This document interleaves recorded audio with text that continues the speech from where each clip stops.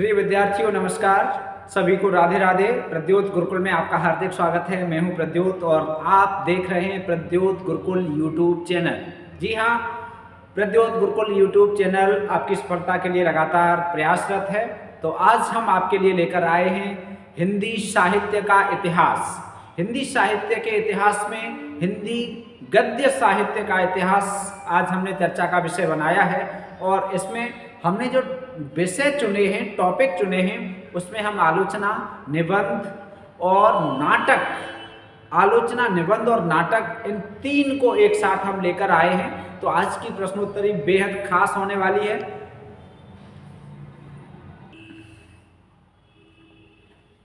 तो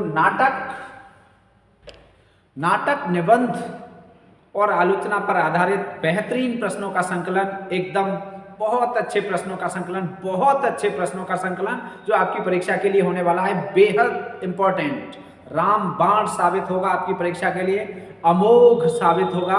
तो चलिए बिना किसी देर के हम सीधे सीधे चलते हैं आज की प्रश्नोत्तरी की ओर। तो सभी साथी शीघ्रता से जुड़ जाए और अपने दोस्तों को भी क्लास शेयर कर दीजिए।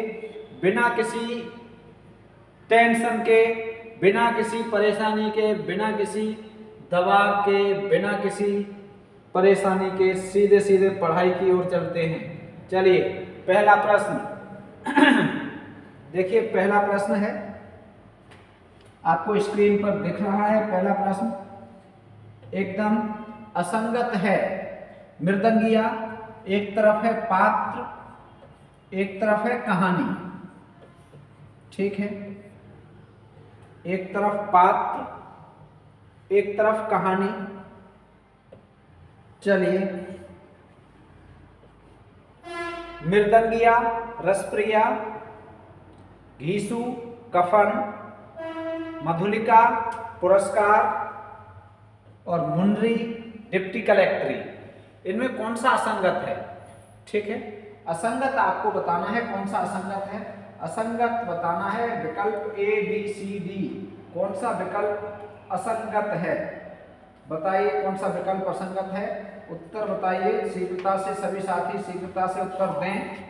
चलिए, तो ये पात्रों पर आधारित प्रश्न है, शुरुआत करते हैं। देखो, मृदंगिया रसप्रिया का महत्वपूर्ण पात्र है और वेरी इंपॉर्टेंट है और परीक्षाओं में बहुत बार पूछा गया है। हमने भी आपको एक दो बार बता दिया है। घीसू कफन का पात्र है। ठीक है, रसप्रिया का महत्वपूर्ण पात्र हो गया। इसके अलावा और पात्र इसके जो हैं उनमें आप मोहना को याद रखेंगे, मोहना। ठीक है, और दूसरा याद रखेंगे रसपेरिया, रसपेरिया। ठीक है, अब है अगला दूसरा कफन। तो कफन घीसू का पात्र, कफन कहानी का पात्र है घीसू। ठीक है, तो इसके ये बिल्कुल संगत है। ठीक है, और इसके अलावा और कौन कौन पात्र हैं? माधव, माधव इसी का पात्र है कफन का। ठीक है, और बुधिया, बुधिया कफन कहानी की पात्र है। ठीक है, ये दो ये हो गए और एक ये हो गया, बिल्कुल सही। ठीक है, बुधिया। अब क्या है? मधुलिका पुरस्कार कहानी की पात्र है। मधुलिका कौन सी कहानी की पात्र है? पुरस्कार कहानी की पात्र है और इंपॉर्टेंट है। ठीक है, तो इसमें और पात्र कौन है? एक है अरुण। ठीक है, और दूसरा है कौशल नरेश। ठीक है, ये कौशल नरेश इस कहानी के प्रमुख पात्र हो गए। अब बचा यही, तो ये हो गया सही उत्तर। ये असंगत है। मुनरी डिप्टी कलेक्ट्री की पात्र नहीं है। तो मुनरी किस कहानी की पात्र है? बताइए, मुनरी किस कहानी की पात्र है? तो ये पंचलाइट कहानी की पात्र है। मुनरी किस कहानी की पात्र है? पंचलाइट। ठीक है, और दूसरा गोधन, इसका एक और पात्र नोट कर लो, गोधन। ठीक है, पंचलाइट कहानी का पात्र है गोधन और मुनरी। ठीक है, तो ये हो गए। और अब डिप्टी कलेक्ट्री, यदि इसके पात्रों की चर्चा की जाए तो सकलदीप बाबू, डिप्टी कलेक्ट्री के, ठीक है, यहाँ से ऐसे कर लो, डिप्टी कलेक्ट्री सकलदीप बाबू, सकलदीप बाबू, ठीक है, बाबू और जमुना इसकी पात्र है, ठीक है। तो हिंदी कहानी के पात्रों पर आधारित ये महत्वपूर्ण प्रश्न है। हमने कहानी का नाम शुरुआत में नहीं लिया था, हमने कहा था नाटक, निबंध और आलोचना। तो ये पहला प्रश्न कहानी पर आधारित है। शुरुआत में ये भी कहा गया है हिंदी गद्य साहित्य, ठीक है, तो गद्य साहित्य में कहानी भी आ रही है। तो हम हिंदी गद्य साहित्य के महत्वपूर्ण प्रश्नों पर चर्चा कर रहे हैं जो आपकी परीक्षा के लिए बेहद इंपॉर्टेंट होने वाले हैं, ठीक है। चलिए, तो पहला प्रश्न डी विकल्प सही है। अब चलते हैं अगले प्रश्न की ओर। ये देखो, एकदम शानदार प्रश्न। अपनी वैयक्तिकता के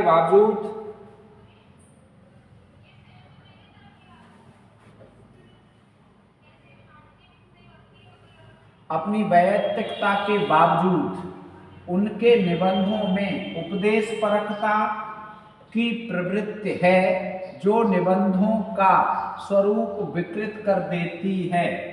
डॉक्टर बच्चन सिंह का कथन किसके संबंध में है? चलिए, बेहद इंपॉर्टेंट कथन है, ये बहुत महत्वपूर्ण कथन है। डॉक्टर बच्चन सिंह के कथन आजकल की परीक्षाओं में काफ़ी पूछे जाते हैं, ठीक है, बहुत बड़ी मात्रा में। पिछली परीक्षाओं में बच्चन सिंह के कथन आए हैं, तो आप बच्चन सिंह को अच्छे से पढ़िए भाई। आपको यदि सफलता प्राप्त करनी है तो बच्चन सिंह को अच्छे से पढ़िए। चलिए, अपनी वैयक्तिकता के बावजूद उनके निबंधों में उपदेशपरकता की प्रवृत्ति है। एक बात तो वैयक्तिकता है उनके निबंधों में, दूसरी बात उपदेशपरकता भी है, ठीक है। तीसरी बात कि जो उपदेशपरकता है वो निबंध के स्वरूप को बिगाड़ देती है, विकृत कर देती है। किन के संबंध में है? निराला, प्रताप नारायण मिश्र, बाबू गुलाब राय या शुक्ल जी? ये बताओ, ये किसके संबंध में है? बहुत अच्छा प्रश्न है, बताइए शीघ्रता से। वाव भाई वाव, बोलो भाई बोलो। 5 दूसरा प्रश्न है, बताओ किसके संबंध में है ये?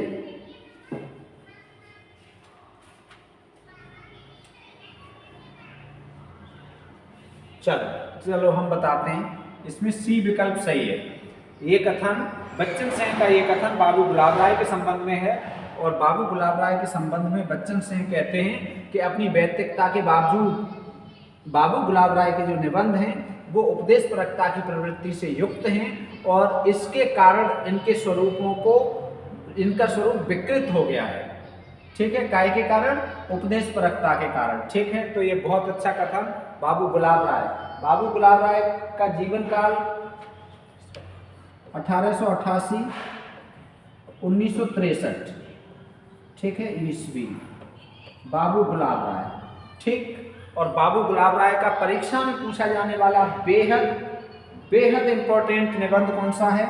ठलुआ क्लब। कौन सा है? ठलुआ क्लब। बार बार पूछा जाता है ठलुआ क्लब, ठीक है, बहुत पूछा गया है परीक्षाओं में। तो ठलुआ क्लब के लेखक पूछे जाएंगे तो कौन है? बाबू गुलाब राय है, ठीक है। दूसरा, मेरी असफलताएं, ठीक है, ये भी बहुत बार पूछा गया है, मेरी असफलताएं, ठीक, वेरी इंपॉर्टेंट, मेरी असफलताएं, बाबू गुलाब राय, ठीक है। और तीसरा, फिर निराशा क्यों, ये भी इंपॉर्टेंट है, फिर निराशा क्यों, बाबू गुलाब राय, ठीक है। किसका है? फिर निराशा क्यों, बाबू गुलाब राय, ठीक। तो बाबू गुलाब राय पर आधारित ये काफी महत्वपूर्ण ये निबंध संग्रह हो गए। एक और यहाँ लिखे दे रहे हैं, कुछ उथले कुछ गहरे। चौथा, कुछ उथले कुछ गहरे, ठीक है, कुछ उथले कुछ गहरे। ये निबंध संग्रह हो गए बाबू गुलाब राय के, ठीक है। ये देखो, अब इस प्रश्न पर आधारित ये 4-5 महत्वपूर्ण तथ्य मिले। बाबू गुलाब राय के संबंध में डॉक्टर बच्चन सिंह ने कहा है कि अपनी वैयक्तिकता के बावजूद उनके निबंधों में उपदेशपरकता की प्रवृत्ति है जो निबंधों का स्वरूप विकृत कर देती है। और इनका जीवन काल 1888-1963 है। डॉक्टर बच्चन सिंह के अनुसार इनके प्रमुख निबंध संग्रह जो हैं उनमें ठलुआ क्लब है, मेरी असफलताएं हैं, फिर निराशा क्यों और कुछ उथले कुछ गहरे हैं। चलिए, तो दूसरा प्रश्न शानदार। चलो अब देखते हैं अगला प्रश्न, तीसरा। इनके निबंधों का संग्रह कुछ नाम से प्रकाशित हुआ है। वाह भाई वाह, बताओ, बहुत शानदार प्रश्न। ये निबंध संग्रह है कुछ। ये किन के निबंध संग्रह है? शिव पूजन सहाय, पांडेय बेचन शर्मा उग्र, निराला या गुलाब राय। बताओ, इनके निबंधों का संग्रह कुछ, इनके निबंधों का संग्रह कुछ नाम से प्रकाशित हुआ है। बताओ,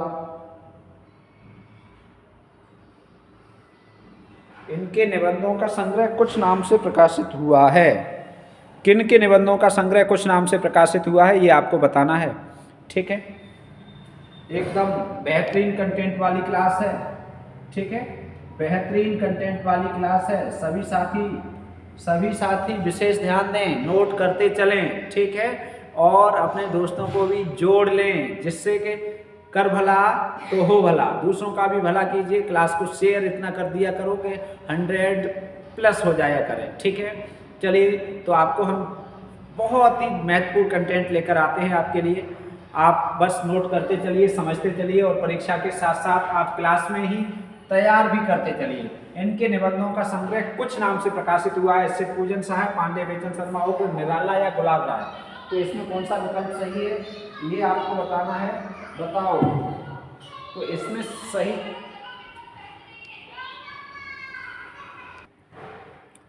इनके निबंधों का संग्रह कुछ नाम से प्रकाशित हुआ है, तो इसमें ए विकल्प सही है, शिव पूजन सहाय। शिव पूजन सहाय के निबंधों का संग्रह कुछ नाम से प्रकाशित हुआ है। किन के निबंधों का संग्रह? शिव पूजन सहाय।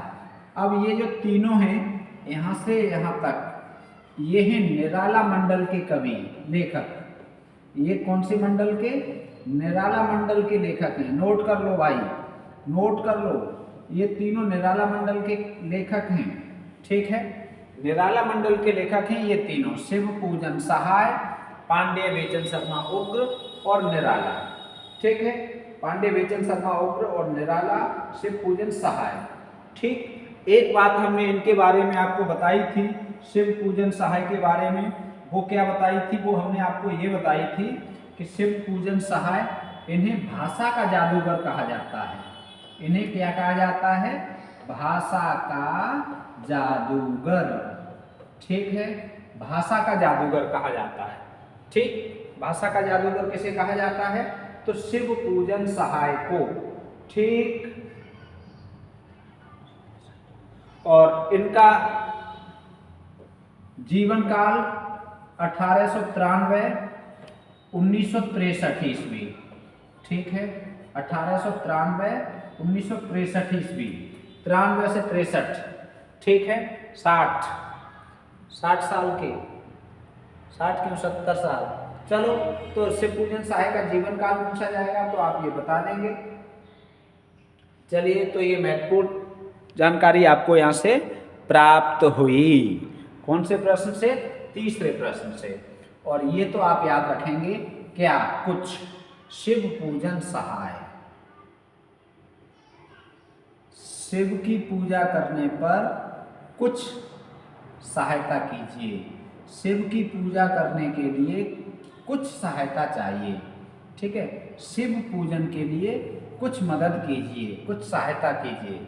शिव पूजन के लिए कुछ सहायता कीजिए, कुछ ऐसे आप याद रखेंगे। ठीक है, शिव के पूजन के लिए, या शिव का पूजन करोगे, जैसे आज सोमवार है, शिव का पूजन करोगे तो शिव कुछ सहायता करेंगे। ठीक है, आशुतोष कहा जाता है शिव को। आशुतोष का मतलब, आशु का मतलब शीघ्र, आशु का अर्थ क्या होता है? शीघ्र, और तोष का अर्थ होता है प्रसन्न होने वाला। जो शीघ्र प्रसन्न हो जाए उसे आशुतोष कहते हैं। ठीक है भाई, अब आशुतोष कहते हैं। हम भी भाई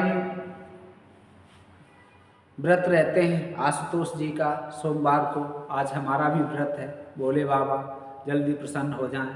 चलो ठीक है, तो ये महत्वपूर्ण कंटेंट, महत्वपूर्ण जानकारी। चलो अगला, शुक्ल जी के मनोविकार संबंधी निबंधों पर प्रभाव है। शुक्ल जी के मनोविकार संबंधी निबंधों पर किसका प्रभाव है? शुक्ल जी के मनोविकार संबंधी निबंधों पर प्रभाव किसका है? शेक्सपियर का, रोमियो रोलाम का, मर्चेंट का, सेंड का? बताओ, बहुत अच्छा प्रश्न, मोस्ट इंपॉर्टेंट। शुक्ल जी के निबंधों पर, जो मनोविकार संबंधी निबंध हैं, उन पर किसका प्रभाव है? बताइए, मनोविकार संबंधी जो निबंध हैं उन पर किसका प्रभाव है? ABCD। शुक्ल जी के मनोविकार संबंधी निबंधों पर प्रभाव किसका है? बता दीजिए, बताओ भैया जी, बताओ बताओ।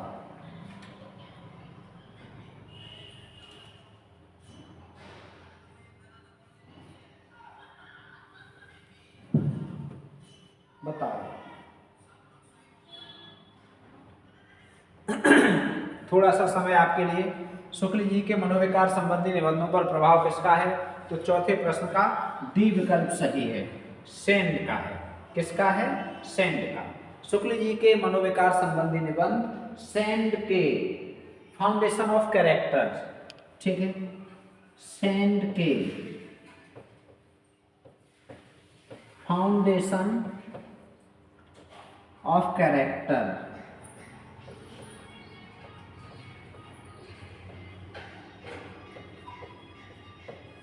फाउंडेशन ऑफ कैरेक्टर, ठीक है, से प्रभावित हैं। सेंड के फाउंडेशन ऑफ कैरेक्टर का पूरा प्रभाव है जो शुक्ल जी ने ग्रहण किया है, ठीक है, शुक्ल जी ने। और बात की जाए रोमियो रोलाम की, यदि इसकी बात की जाए तो शेखर एक जीवनी इससे प्रभावित है। शेखर एक जीवनी किनका है? अज्जे का, ठीक है। ये कैसे प्रभावित है? इनसे, रोमियो रोलाम, ठीक है, शेखर एक जीवनी, ठीक। तो ये आपको बढ़िया वाला कंटेंट मिला। चलिए, बहुत अच्छा प्रश्न, ठीक है, अच्छा प्रश्न है। अब चलते हैं अगले प्रश्न की ओर। चौथा प्रश्न हो गया, अब देखते हैं पांचवा प्रश्न। असंगत है, असंगत देखना है। आत्मनिर्भरता भारतेंद्र जी का निबंध है, मनोयोग मिश्र जी का निबंध है, धृति और क्षमा, धृ है, ऋ की मात्रा है, धृति और क्षमा माधव प्रसाद जी का है, श्रद्धा और भक्ति, ये प्रिंट होने में गलती हुई है भाई, कंप्यूटर से श्रद्धा होना चाहिए, श्रद्धा और भक्ति शुक्ल जी का निबंध है। बताइए कौन सा असंगत है? इसमें असंगत बताना है आपको, कौन सा असंगत है? बहुत अच्छा प्रश्न है, बता दीजिए भाई, बता दीजिए। देखो, श्रद्धा और भक्ति ये तो बच्चा बच्चा जाने है, शुक्ल जी का है, ठीक है। अब है धृति और क्षमा, धृति और क्षमा ये माधव प्रसाद जी का है, बिल्कुल संगत है। मनोयोग निबंध मिश्र जी का है, बिल्कुल संगत है। अब बात आई आत्मनिर्भरता की, तो ये भारतेंद्र जी का नहीं है, ये है भट्ट जी का, ठीक है, बालकृष्ण भट्ट, ये है भट्ट जी का, ठीक। तो ए विकल्प सही हो जाएगा, पांचवा प्रश्न ए विकल्प सही है, ठीक है। चलिए, अब है छठा प्रश्न, देख लीजिए छठा प्रश्न।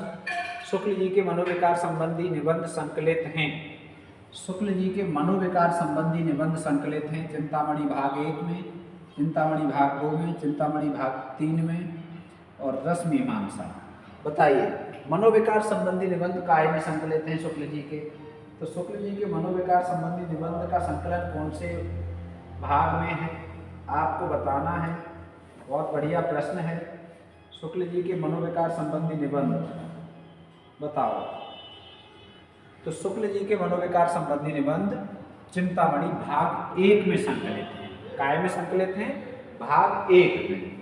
तो फिर बताओ भाग 2 में क्या संकलित है? ये ध्यान रखेंगे, चिंतामणि के भाग 2 में आलोचनात्मक निबंध संकलित हैं। आलोचनात्मक, ठीक है, आलोचनात्मक निबंध संकलित हैं भाग 2 में, याद रखेंगे, ठीक है। भाग निबंध संकलित हैं, आलोचनात्मक निबंध संकलित कौन से में है? चिंतामणि भाग 2 में। अब चिंतामणि भाग 3 में, भाग 3 में जो दोनों में नहीं हुए, ठीक है, याद रखेंगे, जो भाग 1 में भी संकलित नहीं हो पाया और जो भाग 2 में भी संकलित नहीं हो पाया वो हुए भाग 3 में, ठीक है, बचे हुए, ठीक। तो ये महत्वपूर्ण जानकारी, महत्वपूर्ण कंटेंट, अच्छा सा प्रश्न, अच्छा सा व्याख्या, एकदम शानदार। चलिए, 8वां सर्ग नाटक का प्रकाशन वर्ष है, 8वां सर्ग नाटक का प्रकाशन वर्ष है, ठीक है, वो बनेगा 1995, 1969, 1963, 1976। बताओ, चलो कोई बात नहीं, आप बताओ इनमें से कौन सा है, बताइए बताइए। 8वां सर्ग है 1976 का, 8वां सर्ग का प्रकाशन वर्ष 1976, ठीक है। किन का है? कमेंट करके बताइए, बहुत महत्वपूर्ण है, आपको हम एक बार बता चुके हैं पहले। 1955, यदि 1955 की बात की जाए, ठीक है, तो अंधा युग, ठीक है, 1954-55। अब ये दो बचे, 1963 और 1969। बताइए 1963 कौन सा नाटक प्रसिद्ध नाटक प्रकाशित हुआ? तो 1963 में लहरों के राजहंस, किनका? मोहन राकेश का, लहरों के राजहंस, ठीक है, लहरों के राजहंस का प्रकाशन वर्ष 1963 और ये 1969, आधे अधूरे, ठीक है, मोहन राकेश का ही नाटक आधे अधूरे, ठीक। ये देखो, ये हुआ, बहुत महत्वपूर्ण, ठीक है। चलो भैया, ये हो गया।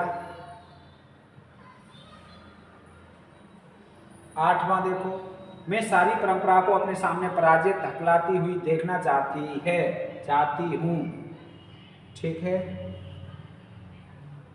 चाहती मैं, तो हूँ आएगा। मैं सारी परंपरा को, यहाँ इन्वर्टेड कॉमा है तो यहाँ भी आएगा। मैं सारी परंपरा को अपने सामने पराजित, जितनी भी परंपरा है उसे अपने सामने पराजित और हकलाती हुई देखना चाहती हूँ।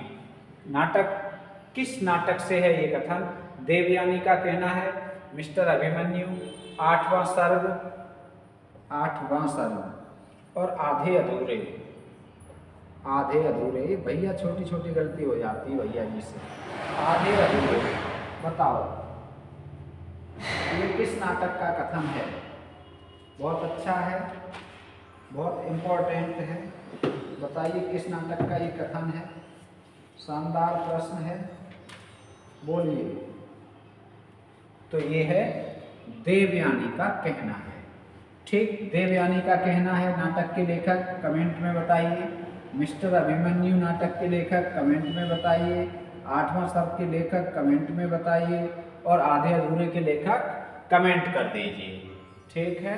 इन चारों लेखकों को बता दीजिए भाई। 9वां प्रश्न, इसमें पुरुरवा,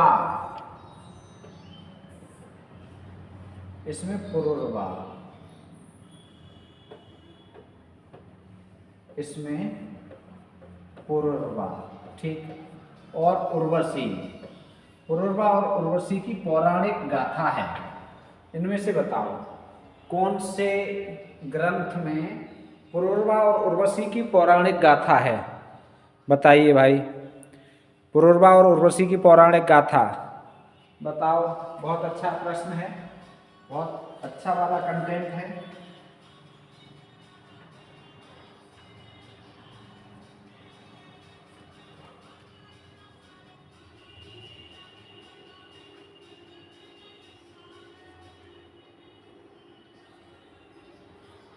बताओ भाई बताओ। सबसे पहले क्या है? अभंग गाथा।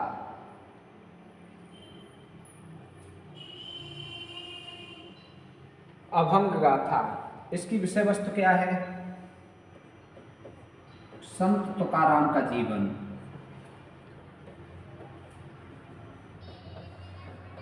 संत तुकाराम का जीवन, ठीक है।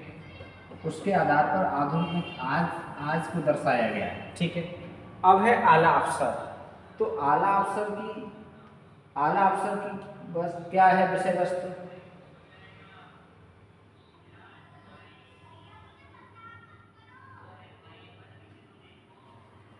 ठीक है, तो ये नौकरशाही,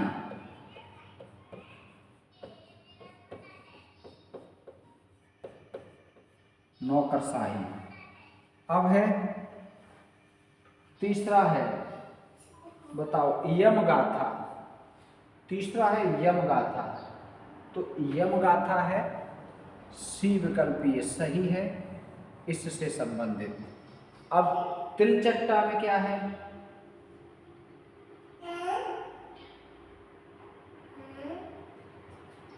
बताओ।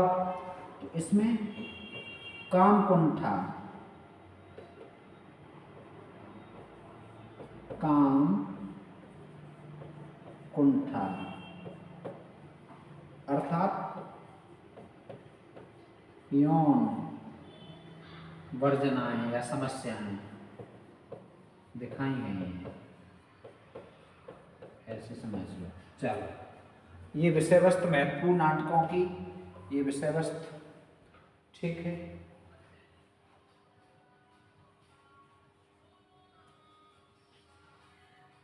चलो, बहुत शानदार कंटेंट।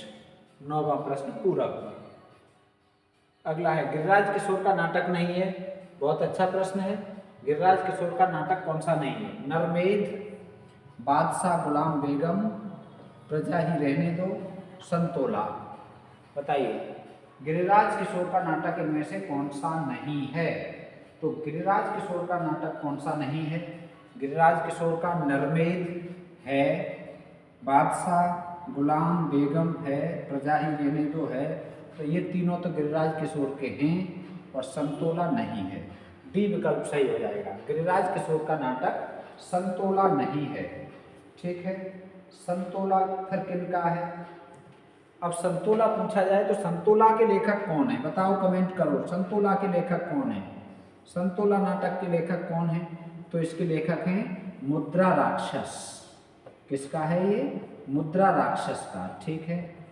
संतोला नाटक, ठीक। डी विकल्प सही है। 10वां प्रश्न। 11वां, सामाजिक। अब 11वां देखो, सामाजिक राजनीतिक फार्म कहा जाता है।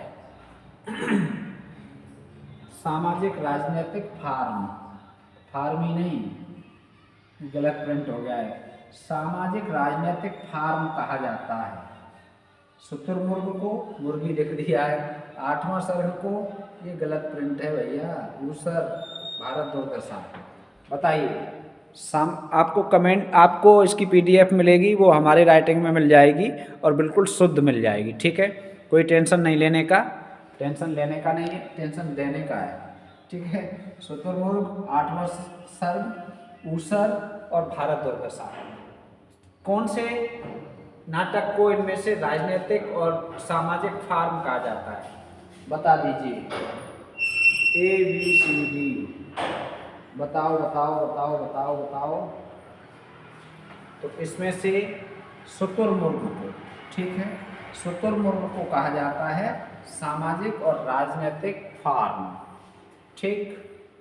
बहुत बढ़िया। किसका है? कमेंट कर दो। 12वां, आचार्य हजारी प्रसाद द्विवेदी का निबंध नहीं है। आचार्य हजारी प्रसाद द्विवेदी का निबंध नहीं है, ठीक है। मोस्ट इंपॉर्टेंट, बताओ। जीवेम श्रद्धा शतम, नदी नारी और संस्कृति, वर्षा धनपति से घनश्याम तक, दिमाग खाली है। कौन सा हजारी प्रसाद द्विवेदी का नाटक निबंध नहीं है? ये निबंध का प्रश्न है। हजारी प्रसाद द्विवेदी का निबंध कौन सा नहीं है, बता दीजिए।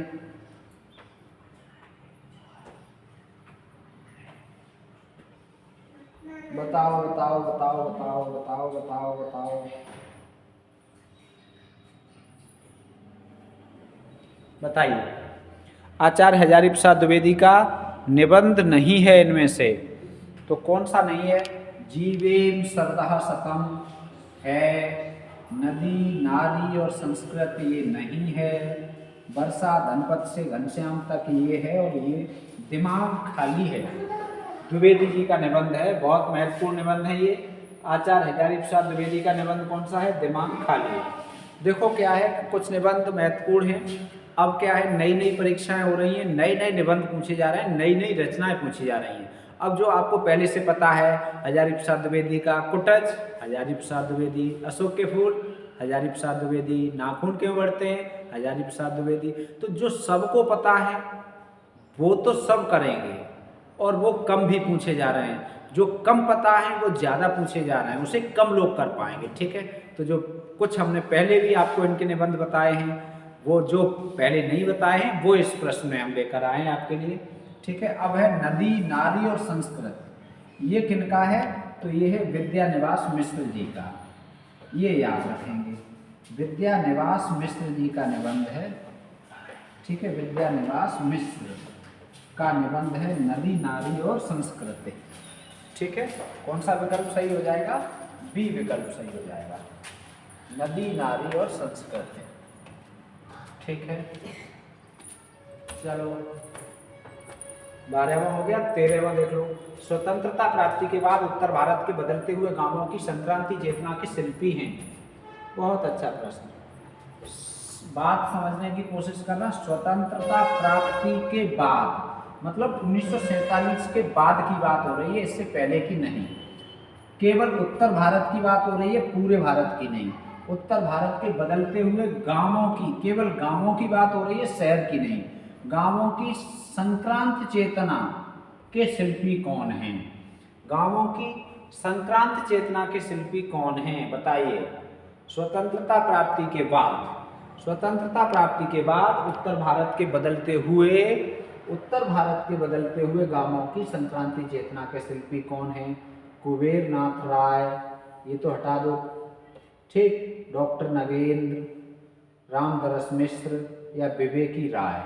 इन 4 विकल्पों में से आपको बताना है, इन 4 विकल्पों में से आपको बताना है। बताओ, ये तो हट गया, ये लो, सही है,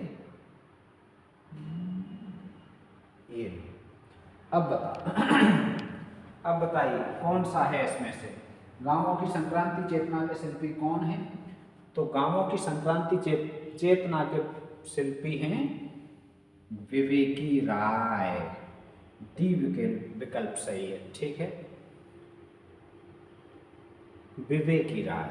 ठीक है, विवेक की राय गांव की संकल्पना को, संक्रांति को बदलेगी भाई, शिल्पी हैं ये। चलिए 14वां प्रश्न, सुमित्रा कुमारी को प्रथम नारीवादी कहानीकार किसने माना? बहुत बढ़िया। सुमित्रा कुमारी को प्रथम नारीवादी कहानीकार किसने माना? डॉक्टर बच्चन सिंह ने, डॉक्टर गोपाल राय ने, डॉक्टर नगेंद्र ने या रामस्वरूप चतुर्वेदी जी ने? बताओ, सुमित्रा कुमारी को पहला नारीवादी कहानीकार, सुमित्रा कुमारी पहली नारीवादी कहानीकार है, किसने माना है? तो ये डॉक्टर गोपाल राय जी ने माना है। ठीक है, डॉक्टर गोपाल जी सुमित्रा कुमारी को पहला नारीवादी कहानीकार मानते हैं। चलो, प्रसाद का कलात्मक दृष्टि से सर्वश्रेष्ठ नाटक माना जाता है। कलात्मक दृष्टि की बात हो रही है ये। ठीक है, अब बताओ, कंफ्यूज कर सकता है ये प्रश्न आपको थोड़ा सा। बताओ, ध्रुव स्वामिनी, चंद्रगुप्त, करुणालय, स्कंदगुप्त। प्रसाद का कलात्मक दृष्टि से सबसे अच्छा नाटक कौन सा माना जाता है? कलात्मक दृष्टि से सर्वश्रेष्ठ नाटक कौन सा माना जाता है?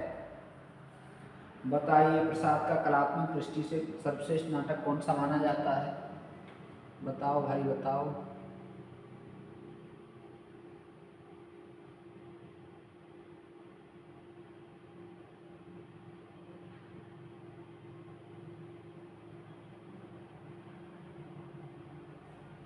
बताओ।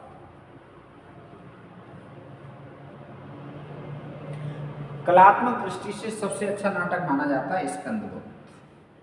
ठीक है, डी विकल्प सही है। कौन सा सही है? डी विकल्प सही है। कलात्मक दृष्टि से स्कंदगुप्त सबसे अच्छा माना जाता है। ठीक ठीक तो ठीक।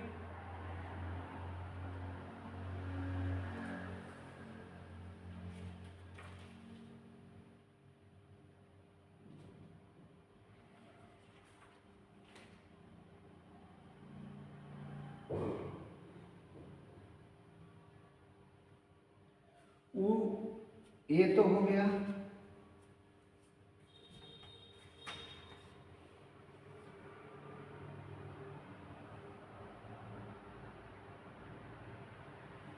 चलिए आगे बढ़ते हैं अब।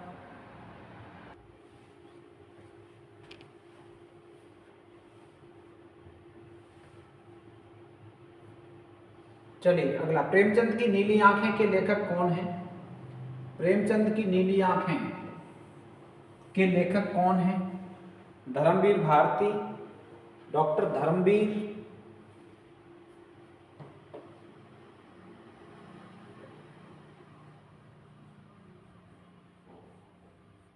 Doctor Dharmveer, Harishankar Parsai, doctor Nagendra. प्रेमचंद की नीली आंखें के लेखक कौन है बताइए? तो प्रेमचंद की नीली आंखें के लेखक कौन है? डॉक्टर धर्मवीर। ठीक है, प्रेमचंद की नीली आंखें। और कबीर के आलोचक, इनकी महत्वपूर्ण रचना है कबीर के आलोचक। कबीर के आलोचक इनकी और महत्वपूर्ण रचना है। ठीक है, दूसरी फिर से कबीर के अन्य आलोचक। ठीक है, कबीर के अन्य आलोचक। ठीक, इसके अलावा कबीर बाज भी, कपोत भी, पपीहा भी, इनकी ही रचना है। कबीर बाज भी, कपोत भी, ठीक है, पपीहा भी, कपोत भी, पपीहा भी।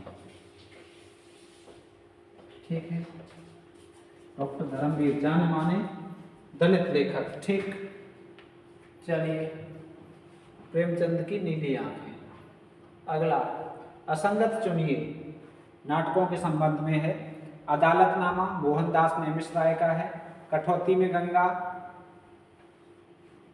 कठौती में गंगा आगे लिखा ही नहीं है। कठौती में Ganga doctor N Singh, doctor N Singh, यहाँ ये है विकल्प। प्रतिशोध के नाथ और समाजद्रोही रूपनारायण सोनकर। बताइए अब,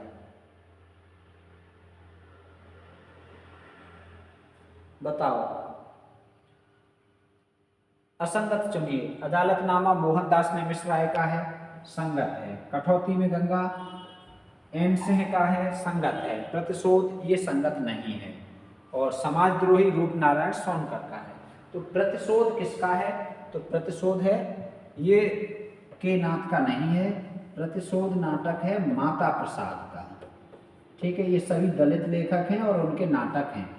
ठीक है, तो बहुत महत्वपूर्ण है। अदालतनामा मोहनदास नेमिष-राय का, कठौती में गंगा डॉक्टर एन सिंह का, प्रतिशोध माता प्रसाद का, समाजद्रोही रूपनारायण सोनकर का। ठीक, चलिए 17वां प्रश्न एकदम शानदार। 18वां देखो अब, सुमेलित नहीं है। कौन सा सुमेलित नहीं है? प्रसाद, निराला, अजय, डॉक्टर रघुवंश। ठीक, साहित्य क्यों विजयदेव नारायण शाही। ये आलोचनात्मक प्रश्न है। आलोचना से कहानी और नई कहानी नामवर्ष हैं। साहित्य सर्जना इलाचंद्र जोशी। ठीक है, बहुत महत्वपूर्ण। ठीक, बताइए कौन सा सुमेलित नहीं है इनमें से? इनमें से कौन सा सुमेलित नहीं है बता दीजिए। तो देखो, ये हमने आपको बताया है साहित्य सर्जना इलाचंद्र जोशी का है।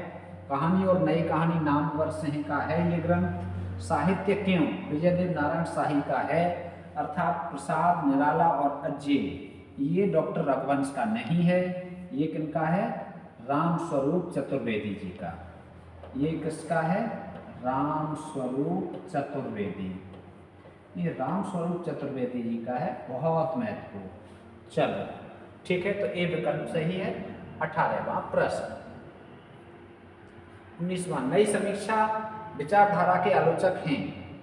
नई समीक्षा विचारधारा, नई समीक्षा विचारधारा के आलोचक हैं, नाम वर्ष हैं अज्ञे, शाही, विजय देव नारायण शाही, उपरोक्त सभी। तो ये इसका डी विकल्प सही है, उपरोक्त सभी नई समीक्षा विचारधारा के आलोचक हैं। ठीक, 19वां हो गया।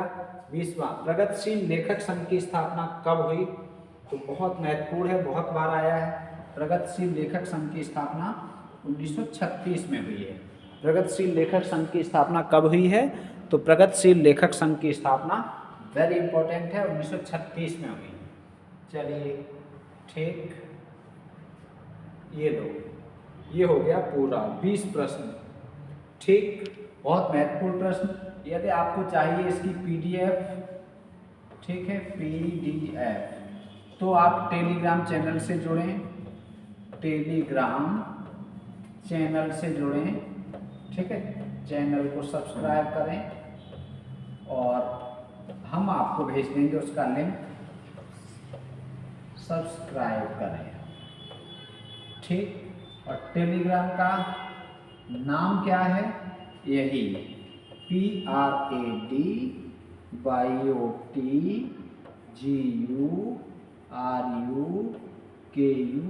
गुरुकुल, प्रद्योत गुरुकुल। इस टेलीग्राम चैनल को सब्सक्राइब करेंगे तो आपको इसकी पीडीएफ मिलेगी हमारे हैंड राइटिंग की।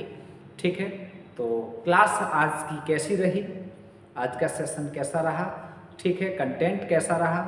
एक प्यारा सा कमेंट छोड़कर हमें ज़रूर बताकर जाइए कि क्लास, हमारी मेहनत, आज की मेहनत हमारी सफल हुई या नहीं। सफल तो तब होगी जब आप सफल होंगे, लेकिन कम से कम आपको आत्मिक संतोष दिया तो क्षणिक सफल है, और जब आपको सफलता मिली तो शाश्वत सफल है। तो अभी क्षणिक सफलता हमारी क्लास की आपको लगी या नहीं? ठीक, शाश्वत सफलता ईश्वर के हाथ में है, वो भी होगी आपके साथ। चलिए, तो ईश्वर आपकी मदद करे, भगवान आपकी, राधा रानी आपकी मदद करें। ठीक है, माँ सरस्वती आपको सद्बुद्धि दें, आपको सफलता मिले, आपको नौकरी मिले, आपका मन चाहा पद आपको मिल जाए, मन चाही पोस्टिंग हो जाए। ईश्वर करे आपका भला हो। फिर मिलेंगे, तब तक राधे राधे।